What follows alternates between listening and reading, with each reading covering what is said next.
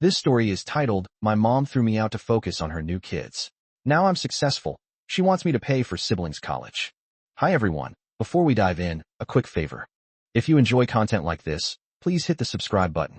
It's free, supports the channel, and makes sure you never miss out on amazing videos. Alright, let's get started. Hey guys.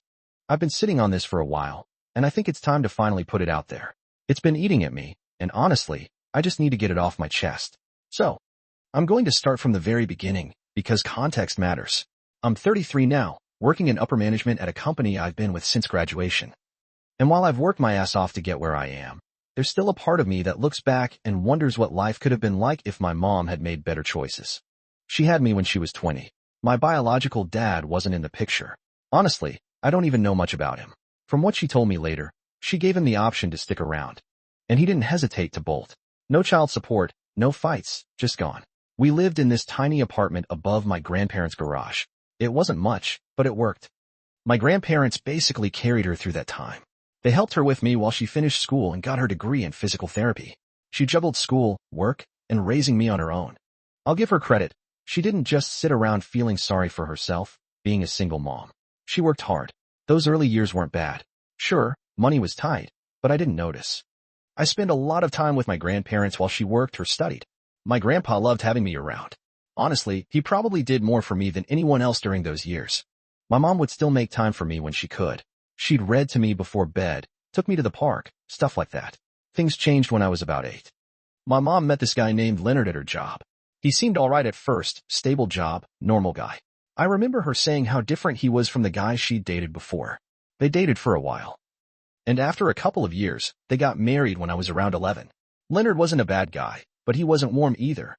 He was polite, almost distant. He wasn't mean to me or anything. But he didn't really try to connect either. He treated me like I was just there, like part of the furniture. At first, nothing really changed. I was still living with my mom and now Leonard. It was fine, not great, but fine. Then little things started to shift.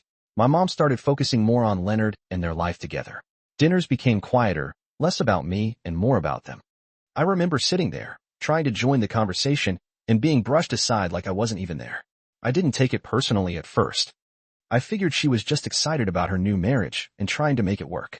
But as time went on, it became clear that I was slowly being pushed out of the picture. I tried harder to get their attention. I worked my ass off in school, brought home good grades, helped around the house, anything to show I was still worth noticing. Then, when I was about 12, my mom got pregnant. Twins. Everyone was thrilled. I was too, at least at first. I imagined being the cool older brother, helping out with the babies, teaching them things. And just being part of this new family. I even started babysitting for neighbors to practice for when the twins came. But as her pregnancy went on, my mom's attitude toward me shifted even more. It was like she didn't have time for me anymore. Everything was about the twins. I figured it was temporary, like once they were born things would go back to normal. The twins came along. And it was like I vanished overnight. I mean, I get it, they're babies, and babies need constant care and attention. I wasn't expecting things to stay exactly the same. But this was on a whole different level. It wasn't just about her being busy or tired, which would have made sense. It felt like she stopped seeing me altogether. Family dinners? Those became a thing of the past. She used to be the one planning them, making an effort for us to have some time together, but now nothing. And it wasn't just about skipping dinners. The little things that used to make me feel connected to her disappeared too. Talking about our day, watching a show together, even sharing those random inside jokes we used to have. I think the worst part was how I kept trying. Even though it was clear I wasn't part of this new family dynamic, I still tried. I still worked hard in school, helped out, and tried to make myself useful, but no matter what I did, it didn't matter. I wasn't a priority anymore. By the time I was 16, everything came to a boiling point. My mom and Leonard called me into the living room one evening, saying they needed to have a serious conversation. I knew it wasn't going to be good. I could feel it in the air. They sat me down and started explaining how things were getting tight financially with the twins. They said their expenses had gone up, and they couldn't afford to support everyone in the house anymore. Leonard did most of the talking, laying out all the numbers like I was supposed to feel bad for them. My mom just sat there looking at me, and then she said something I won't ever forget. They deserve more. Not, we'll figure it out. Not, we're in this together. Just a clear message that I was nothing to them. I didn't argue. What was the point? I went in my room, packed up what little I had, clothes, a few personal things, and walked out the door. I didn't even look back. I went straight to my grandparents' house. They didn't hesitate to take me in, but man, were they mad. My grandpa kept pacing, muttering under his breath about how he couldn't believe his daughter would do this, while my grandma just shook her head and hugged me tightly. They wanted to confront my mom, but at the same time, they didn't want to cut her off completely, mostly because of the twins. And I got it. The twins were innocent in all of this. They didn't ask to be born. And they certainly didn't ask to become the center of my mom's world at my expense. I couldn't blame them, even if I was angry at the situation. That day was a turning point for me. It was the day I realized I couldn't rely on my mom anymore. At 16, I wasn't just a teenager trying to figure out life. I was on my own. It was scary, yeah, but I didn't have a choice. From that moment on, I knew I had to take care of myself because no one else was going to do it. Living with my grandparents was a relief, but it wasn't easy. They gave me a roof over my head and a place to stay, but they couldn't do much beyond that. They were retired, living on a fixed income, and just didn't have the resources to support me the way I needed. So, I started working. My first job was at this local coffee shop. It wasn't glamorous, but it paid just enough for me to buy school supplies, clothes, and some of the stuff I needed to get through high school. Balancing work and school wasn't simple though. I'd get home late, try to finish homework, and wake up early the next day to do it all over again. My grades slipped a bit, but I still managed to stay on track to graduate. What really stung was that my mom didn't check in at all. It was like I'd ceased to exist for her. Every now and then, I'd hear about her and Leonard through family gossip. They were doing well. Of course, the twins were thriving, and they were living their picture-perfect life in their nice house with their new cars. And honestly, I couldn't wrap my head around it. I don't know why two people working decent jobs couldn't afford having 3 kids. I wasn't some extravagant expense. I just needed the basics. Meanwhile, I was the one struggling. I was working weekends and late into school nights just to keep myself afloat. Juggling homework, shifts, and trying to have some semblance of a normal life was exhausting. It wasn't like I was asking for much from them, just a little effort, a little care. But it felt like the second I walked out that door, they wiped their hands clean of me and went back to their perfect little bubble. I guess it wasn't really about the expenses. They just didn't want me around anymore. Around my senior year, college acceptance letters started rolling in. I was excited, but also terrified. I knew there was no way I could afford college on my own. I needed help. So, against my better judgment, I reached out to my mom. I remember sitting in my grandparents' kitchen late at night, holding my phone, trying to figure out how to word the text. My mind kept spinning with different ways to ask for help without sounding too desperate. I deleted and rewrote it at least 10 times before finally sending. Hey, I've been accepted to a few colleges. I was wondering if you could help me with financial aid stuff or co-sign a loan. I hit send and immediately regretted it.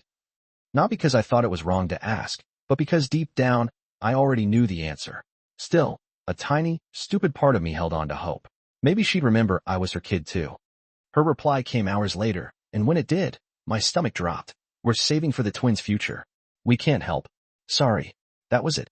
No congrats, no, we're proud of you. Just a flat rejection. It shouldn't have surprised me, but it did. Or maybe it just hurt more than I wanted to admit. I stared at the message, trying to process how someone could shut their own kid down like that. It wasn't even about the money, it was the complete lack of care. I sat there feeling like an idiot, wondering why I'd even bothered. I knew I couldn't count on her. I put my phone down, trying to swallow the lump in my throat, but the tears came anyway. I wasn't mad at the twins, they didn't ask for this. But I couldn't help but feel like I'd been cast aside, like I didn't matter. Thankfully, my aunt stepped in. When I told her what happened, she didn't even hesitate.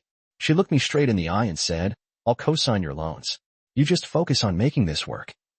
Okay, she didn't have to do that. She had her own responsibilities and kids to worry about, but she believed in me. She told me she always knew I had it in me to go far, and honestly, that belief hit me harder than the offer itself. At that moment, I made a promise to myself. I wouldn't let her down. I'd work my ass off, not just for me, but to prove that her faith in me wasn't misplaced. My mom might have slammed the door shut, but my aunt, she flung it wide open, and I wasn't about to waste the chance. College was no joke. I hustled nonstop, campus jobs, weekend shifts, and side gigs just to keep myself afloat. I even taught myself web design and started freelancing for small businesses. The work paid well, and I had bills to cover. Sleep became a luxury I couldn't afford, but I didn't care. I had a goal, and nothing was going to stop me. And my mom? Still radio silence. Not a single text or call to check in. Every now and then, I'd stumble across her social media posts. Pictures of the twins at their school plays, their birthdays, or their family vacations to Disneyland. She looked so carefree, like her life was this perfect little bubble. Those posts felt like a dagger straight to my chest, so eventually I blocked her. I couldn't keep torturing myself by looking at a life I wasn't part of. When graduation finally rolled around, I sent my aunt an invite to the ceremony. She didn't just come. She was beaming in the front row, cheering louder than anyone else when my name was called. My mom? I didn't even bother asking her. If she didn't care about my education when I needed her help the most, she didn't deserve to be there celebrating my success. My aunt, though, she deserved every bit of that moment. Because without her, I might not have made it at all. After graduation, the real grind started. I moved to a small city for a job in my field. The pay wasn't great, but it was enough to cover my bills and start chipping away at my student loans. Those first few years were rough. I was living in a tiny apartment with crappy furniture and working long hours just to prove myself. I poured everything I had into that job. I took every opportunity to learn. Stayed late to finish projects and volunteered for tasks no one else wanted. Slowly but surely, it started paying off. I got a promotion, then another, and before I knew it, I was moving up the ladder. By the time I hit my late 20s, I was finally in a good place. I'd paid off a big chunk of my loans, upgraded to a decent apartment, and had some savings for the first time in my life. It felt like I was finally getting ahead. My relationship with my mom was still non-existent. I didn't go out of my way to contact her, and she didn't either. Every now and then, I'd hear from relatives that she asked about me, but it never led to anything. She had her family, and I had my life. I think the hardest part of those years was realizing that she wasn't going to change.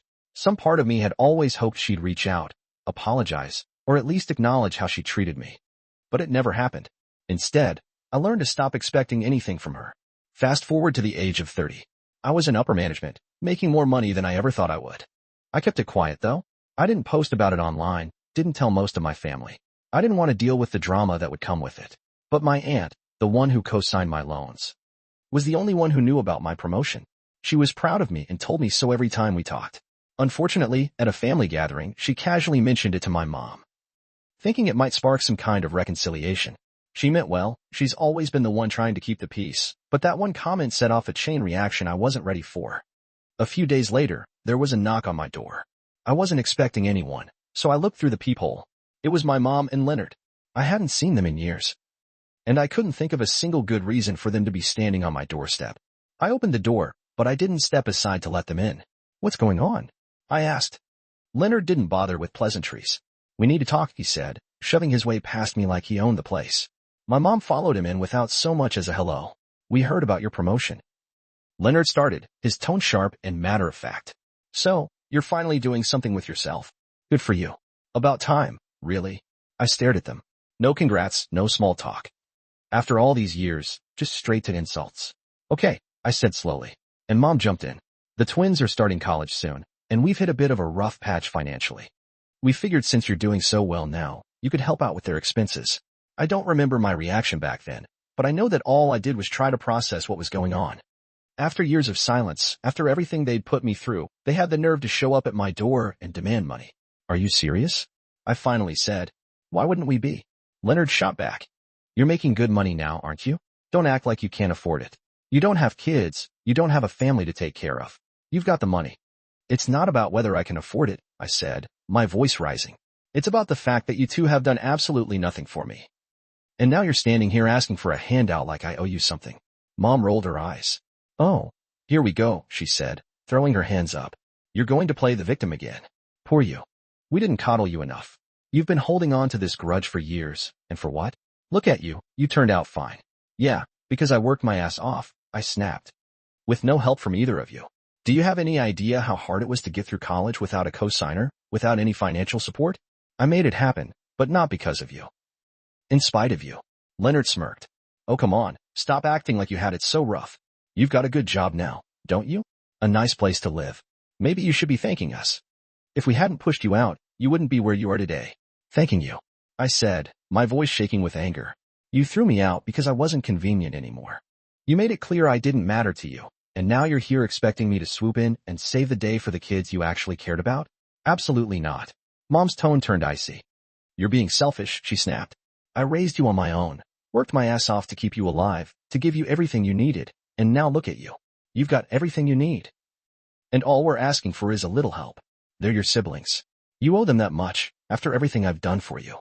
It wasn't just what she said, it was how she said it. Like I should feel ashamed for not immediately bending over backward for her and the twins. I don't owe them anything. I shot back, and I definitely don't owe either of you. You made your choices. And I made mine.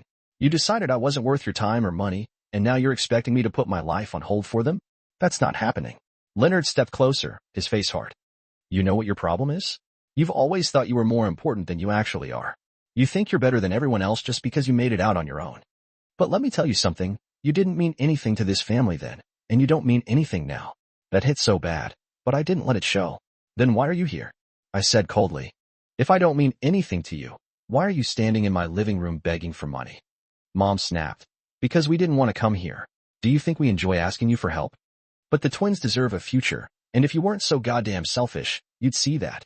But no, you're too busy playing the wounded child to do anything for anyone but yourself.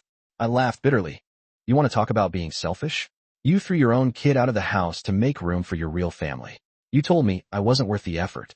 And now you want to stand here and talk about what the twins deserve? They deserve better parents. That's not my problem. Leonard pointed a finger at me, his voice rising. You better watch your mouth. We're still your family, whether you like it or not, and family helps family. No, I said firmly. Family doesn't do what you did to me. Family doesn't throw their kid out like trash and then come crawling back when they need money. You're not my family. You're strangers to me. Mom's face twisted in anger. Fine. Be a selfish little brat. But don't come crying to us when your life falls apart. You think you're so much better than us, but you're nothing. You'll always be nothing. That was it. I'd had enough. If you don't leave right now, I said, pulling out my phone, I'm calling the police. Leonard scoffed. Go ahead, call them. See how that looks, throwing your own parents out of your house. You're not my parents, I said calmly, my finger hovering over the screen. Not anymore. Mom grabbed his arm, muttering something under her breath. You're going to regret this, she said as they turned to leave. No, I said, shutting the door behind them. I'm not. That was the moment I realized just how much I'd changed. The kid who desperately wanted their approval was gone. I didn't owe them anything, and I wasn't going to let them guilt me into thinking otherwise. After they left, I stood in my living room, phone still in hand, and just stood there. I wasn't upset. I wasn't even angry anymore. I was exhausted. For years, I'd carried this hope, buried deep down, that maybe one day they'd see me as their son, their family, as someone who mattered. But that hope? It was gone. That confrontation slammed the door on any lingering illusions I might have had about them. After that day, I thought I'd seen the last of them. I had made it clear they weren't welcome in my life. And I was ready to move on. But people like them don't take no for an answer. They weren't done trying to claw their way back in, and what followed was nothing short of chaos. A couple of weeks later, I found out from my coworkers that my mom had shown up at my office. I wasn't there. I'd taken a sick day. But she apparently caused quite the scene. She marched in, demanded to speak with me, and when she was told I wasn't there, she refused to leave. She was shouting about family and sacrifices and how you owed her. One of my coworkers said the next day security had to escort her out. It was intense. I apologized to everyone, mortified. I made sure to notify HR and told them to add her to the list of people who weren't allowed on the premises. Still, I was shaken. I couldn't believe she'd stooped that low. But the worst was yet to come. My mom didn't back off. One evening about a week later, I got home from work and found her waiting for me outside my house. She was pacing up and down the driveway, clearly agitated. The moment I stepped out of my car, she stormed over, shouting, "You can't keep ignoring me." I took a deep breath, keeping my distance. "What are you doing here? We need to talk," she said, pointing her finger at me like I was a child. "You think you can just walk away from your family, from your responsibilities?" "What responsibilities?" I shot back. "You're the parent. Not me. The twins are your kids. You're the one who's supposed to figure this out, not me." That set her off. She started screaming about how I was selfish and ungrateful. How I owed her for everything she'd done for me. "I sacrificed so much for you," she shouted, "and this is how you repay me? By turning your back on us. You didn't sacrifice anything for me," I said, trying to keep my voice steady. "Mom, go back to your home that you kicked your son out of, and don't show up again." At that point, her voice went from loud to downright hysterical. She started yelling so loudly that the neighbors came out of their houses to see what was going on. "He's a brat," she screamed, gesturing wildly at me. "He's always been a selfish little brat. He doesn't care about anyone but himself." A few neighbors tried to intervene, telling her to calm down, but she wasn't hearing it. Her voice grew louder, more frantic, until she lunged at me, screaming, "After everything I've done for you, stay back," I warned, my phone in hand, as I started dialing 911. I mean it, Mom. Don't you dare. Her face twisted in rage. And she made a wild grab for my phone. Don't you dare call the police on your own mother.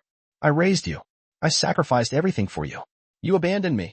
I shouted back, holding my phone out of her reach, trying to keep her at bay. You threw me away like I was nothing. It didn't feel like I was arguing with my mom anymore. It was like watching a stranger wearing her face. She was screaming about ingratitude, about family loyalty, while lunging at me, still trying to grab the phone from my hands. Through the chaos, I heard one of my neighbors yelling, I'm calling the police. Leave them alone. More neighbors started emerging from their houses, standing on porches or edging closer, watching this surreal scene of a mother physically going after her own child. Finally, someone stepped in and pulled her away from me, just as the sound of sirens cut through the air. She struggled against them, still screaming something incoherent, but the moment was over. As the flashing lights of the police car filled the street, I stood there shaking, realizing how far she'd gone and how much I couldn't let her back into my life. The next morning, I went straight to the police station and filed a report. I explained everything. The workplace incident, her showing up at my house, the screaming match in front of my neighbors. The officer I spoke to was sympathetic and helped me start the process of getting a restraining order. When I told my grandparents what had happened, they were furious. She's lost her mind, my grandpa said, shaking his head. I don't know what's wrong with her, but you don't deserve this.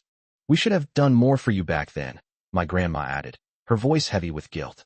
We thought we were helping by staying close, but we let you face too much on your own. I'm so sorry. I told them it wasn't their fault. They'd done the best they could, and they were the only reason I'd had any kind of stability after my mom kicked me out. They made it clear they were done with her. We've stood by her through everything, my grandpa said, but this is the last straw. We're cutting ties. Hearing that was bittersweet. On one hand, it felt like validation. They finally saw her for who she was. But on the other hand, it hurt to know how far she'd fallen and how little she'd cared about anyone but herself. The restraining order was granted a few weeks later, and life finally started to settle down. I poured myself into my career, my house, and the people who truly mattered, my grandparents, my aunt, and my close friends. My aunt, though, she was my rock. She didn't just step in when things got hard. She stayed, and she never made me feel like I owed her anything for it. A few months later, after I'd finally caught my breath, I decided to do something for her. It wasn't about repaying her. It was about showing her how much she meant to me. I didn't just hand her money. I planned it out. I made sure it was enough to cover a weekend getaway for her and her family, something she'd always dreamed about but never prioritized because she was always putting others first. When I gave her the envelope, she looked confused at first, then opened it and gasped. What is this? She asked, her voice shaky. It's for you, I said simply. You've always been there for me. You didn't have to, but you did. You deserve something good, something just for you. Her eyes welled up, and she shook her head. You didn't have to do this. I didn't help you because I wanted anything in return. I know, I said, my voice thick with emotion. That's why you deserve it even more. She hugged me tight, and for the first time in years, I felt the kind of love and support I'd spent my whole life chasing. She didn't just see me, she valued me. Meanwhile, every now and then, I'd hear bits and pieces about my mom and Leonard. Their financial situation was crumbling, and the twins were barely making it through college. I didn't feel guilty. I didn't feel anything. They had made their choices, and I had made mine. For years, I had carried the weight of wanting their approval, of hoping they'd finally see me as someone who mattered. But now I understood they never would, and that was okay. I didn't need their validation. I saw my own worth now, and I'd surrounded myself with people who did too. I'd built a life I'm proud of, filled with people who genuinely care about me, and most importantly, I've learned that family isn't defined by blood. It's defined by the ones who show up, who stand by you, and who love you for who you are, not for what they can take from you. As for my mom, I hope she finds whatever it is she's looking for, but I'm done being her solution. I'm done being her sacrifice. My life is my own now, and I'm not looking back. If anything new pops up, I'll post an update for you guys. Final update. Hey everyone, I didn't think I'd be writing an update, but something unexpected happened, and I feel like it's worth sharing. After everything that went down with my mom and Leonard, the restraining order, the ambush outside my house, and her meltdown, I thought I was done with that part of my life. I'd closed the door and moved on. But then, one of the twins reached out. It started with a text from an unknown number. Hey, it's Max. Can we talk? I'd like to get to know you. You're my brother. And I don't know you at all. I sat there staring at the message for a long time. Max and I barely knew each other. After I left home all those years ago, the twins were little kids at the time. And after everything my mom and Leonard put me through, I had no connection with them. Part of me wondered if this was some new ploy by my mom, but the way Max worded his message felt different. After a while, I replied, "What's this about?" A few minutes later, he called. I hesitated before picking up. "Hey," he said, his voice a little nervous. "I know this is random, but I wanted to reach out. I've been thinking about you a lot lately, and I feel like I missed out on something important. You're my brother, and I don't know anything about you. I hate that." I didn't say much, so he kept going. "I know what Mom and Dad did to you," he said. "I didn't understand it when I was a kid, but I do now. I don't think it was right. Honestly, I think it was horrible, and I don't blame you for walking away. But I hate that their choices kept us from having a relationship. That's on them, not you." His words caught me off guard. I didn't expect him to be so honest about the situation. "Max, none of this was your fault," I said, trying to keep my voice steady. "You didn't make the choices they made." "I know," he said. "But it doesn't make it any easier. I feel like I've missed out on having an older brother, and now that I'm old enough to understand everything, I want to at least try to fix that. I know I can't undo what they did, but I'd like to get to know you, if you're open to it." I leaned back in my chair, unsure of what to say. For years, I'd carried the weight of feeling like I didn't matter to my family, but here was Max reaching out, acknowledging what happened, and asking for a chance to build something different. "Why now?" I asked. "Why reach out after all this time? And I'm not trying to make excuses for them. I want to know you. That's it." His tone was so genuine, it was hard not to feel a little moved. "I've spent a long time trying to move on from all of this," I said finally. "It's not easy for me to open that door again." "I get that," he said, "and I'm not asking for anything big. I just want a chance to talk to you. Maybe see if we can have some kind of relationship. You're my brother, and I'd like to know who you are." I sat there for a moment, weighing my options. The twins weren't responsible for what happened. They didn't make the decisions that tore our family apart. And if Max was making the effort to reach out, maybe it was worth meeting him halfway. Even though part of me kept telling me that maybe his only intention is take advantage of me, I decided to give him a chance anyway, since I don't really know the twin yet. "All right," I said. "We can start with a conversation." His relief was obvious. "Thank you," he said quickly. "That's all I'm asking. I just want to start somewhere." We ended the call shortly after, and I spent the rest of the evening thinking about it. Max reaching out wasn't something I ever expected, and it left me with a mix of emotions I couldn't fully process. The truth is, I'd spent so long seeing the twins as part of the family that had cast me aside. But Max made me realize they were as much victims of my mom and Leonard's selfishness as I was. They didn't choose this any more than I did. I'm not sure where this will go. I'm still cautious. I've built a life for myself that I'm proud of, and I'm not eager to reopen old wounds. But at the same time, Max's effort feels genuine. He didn't try to guilt me or make excuses for his parents. He just wanted to know me, and for the first time, I feel like maybe, just maybe, I could have a relationship with someone from that side of the family. It's a small step, but it feels like progress.